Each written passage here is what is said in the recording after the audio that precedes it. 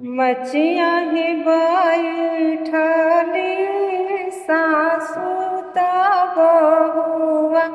और करे बहुआ विनती करे हो ये सासुआ गइल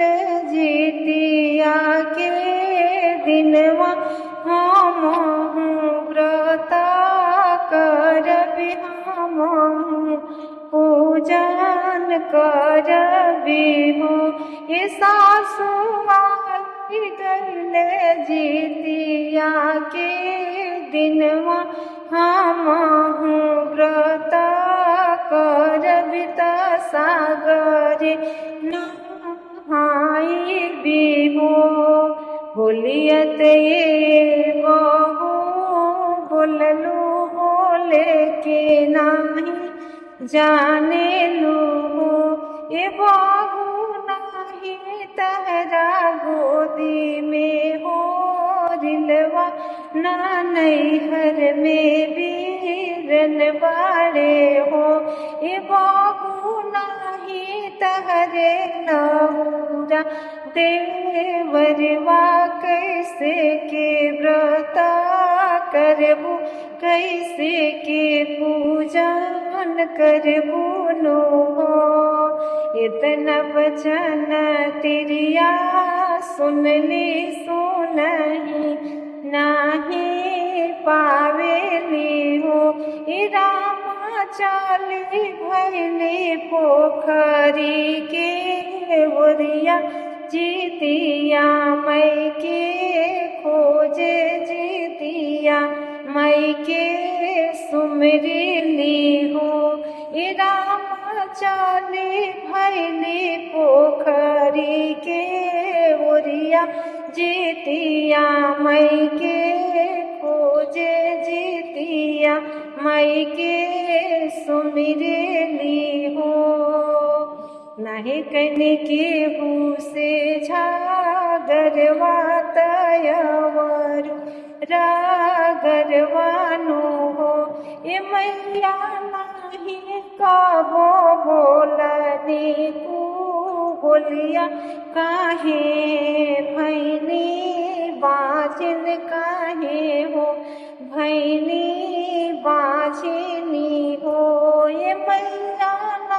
ही कैने केहू से झागरवा काहे हो भैनी बाझिन काहे हो भैनी बाझिनी हो इतना वचन मैया सुनली सुनाही नाही पावेली हो का हम कहीं मोरे बेटी कहलो नाही जाला कहलो नाही जाला नु हो तू तह उधाना के धान तीन सर बेगुने आगर सर बेगुने आगरी हो मोर बेटी दिन जितिया व्रत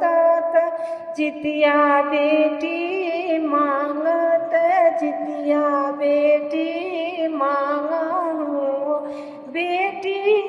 कराती जितिया दिन मात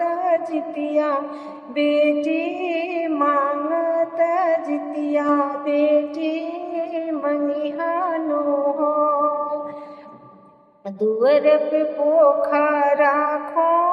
नहीं हाथा घाटावा बो नहीं हानो मोर बेटी गावा के गोतियावा बोलई हाथा पूजन को रही हाथा हूँ मावा को रही हानो हो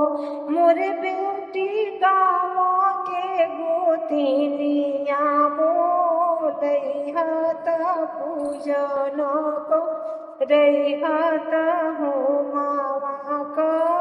रही हानो हो नव महीना देना बितिहे में तहोरी लाजाननी है नो मोर बेटी फेरू है जीतिया के दिनवा हो रिदवा लेके पूजिहा ललन वाले के पूजिहानो हो मोर बेटी जीतिया के दिनवा ललन वाले के पूजिया हो रिन वाले के पूजिहानो हो। नमस्कार दोस्तों, कैसा लगा जितिया व्रत भी? अगर आप लोगों को अच्छा लगा हो तो कमेंट बॉक्स में एक बार अपना राय जरूर लिखिएगा, और मेरे चैनल को सब्सक्राइब नहीं किए हैं तो प्लीज एक बार जरूर कीजिएगा। फिर मिलते हैं कोई अच्छे से अच्छे गीत के साथ। नमस्कार।